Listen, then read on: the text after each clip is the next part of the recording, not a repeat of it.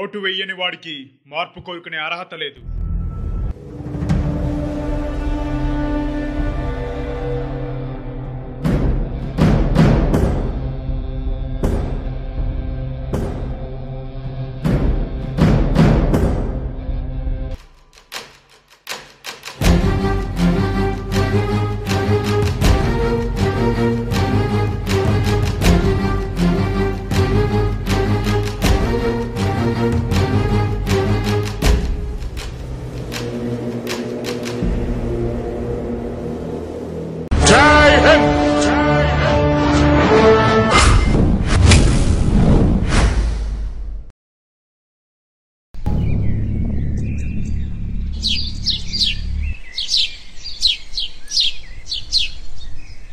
జనార్దన్,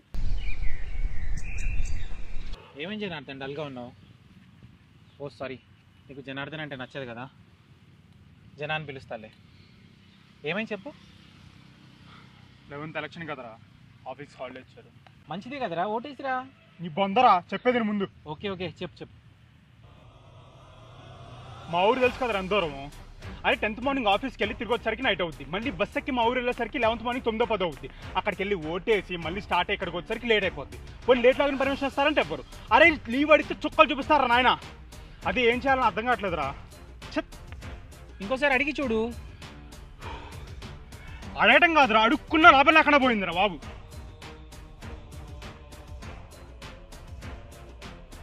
అరే పొట్ట చేత్తో పట్టుకుని పల్లెటూరిని పని కోసం పట్టణం వచ్చి రేయి పగలు తేడా లేకుండా తిండి తిప్పలు మానేసి అయిన వాళ్ళందరికీ దూరంగా ఉంటే ఇక్కడ గొడ్డు చాకరీ చేస్తూ ఒక్క రోజు కూడా తమ భవిష్యత్తు నిర్ణయించే ఓటు వేయలేక ఇక్కడ ఎంతమంది బాధపడుతూ ఆగిపోతున్నారో తెలుసా?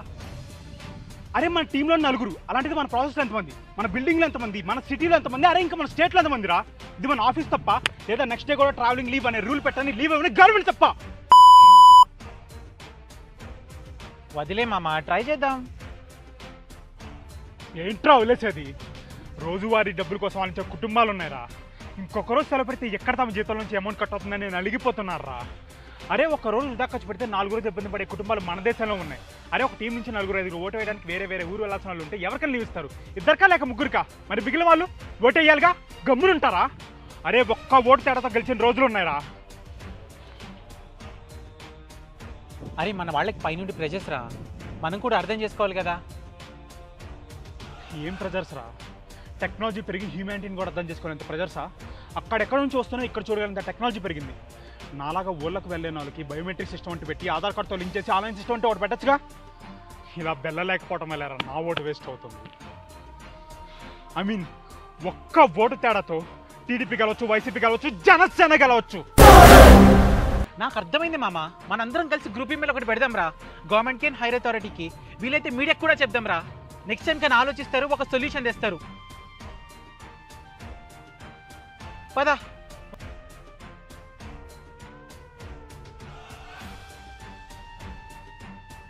అవును కానీ మామ, ఓటు ఎవరికి వేస్తావు?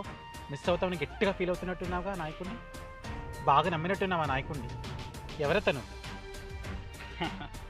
మన పేర్లో ఉంది 90% వస్తుంది. నా పేర్లో ఫస్ట్ 4 letters, నీ పేర్లో లాస్ట్ 4 letters. అంటే నీ పేరు జనార్దన్, నీ పేరులో ఫస్ట్ 4 letters అంటే జన, నా పేరు సామ్యూయల్ సేన, లాస్ట్ 4 letters అంటే సేన. అంటే